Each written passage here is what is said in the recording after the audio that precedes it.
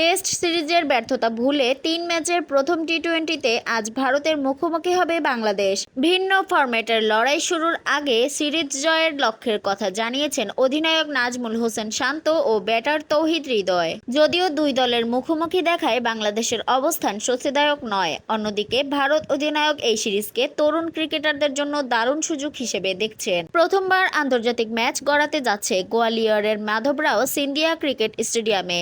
ম্যাচটি শুরু হবে সন্ধ্যা 7:30টায়। এটি হবে আন্তর্জাতিক ক্রিকেটে বাংলাদেশ ভারতের 15তম টি-20 ম্যাচ। আগের 14 বারেও দেখায় ভারত 13 ম্যাচে জিতেছে, বিপরীতে বাংলাদেশের জয় কেবল একটি। সান্ত্বনার সেই জয় এসেছিল দিল্লিতে। 2019 সালের সেই সুখ স্মৃতি নিয়ে টাইগাররা এবার দ্বিতীয় টি-20ও সেই ভেন্যুতেই খেলবে।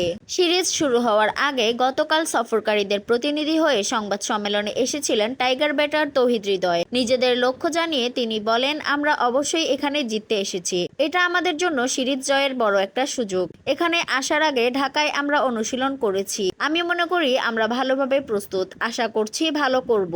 আলাদা করে কিছু করিনি। অবশ্যই সিরিজ গুরুত্বপূর্ণ।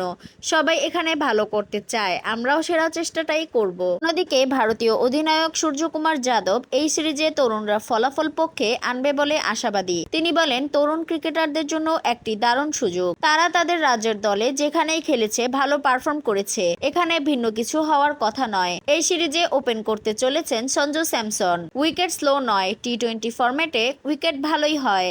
শিশির নিয়েও ভাবনা রয়েছে আমাদের। মাঠে কি করণীয় সেটা আমরা জানি। যদি সবাই অবদান রাখতে পারে তাহলে নিশ্চয়ই আমরাও আশানুরূপ ফলাফলই পাবো।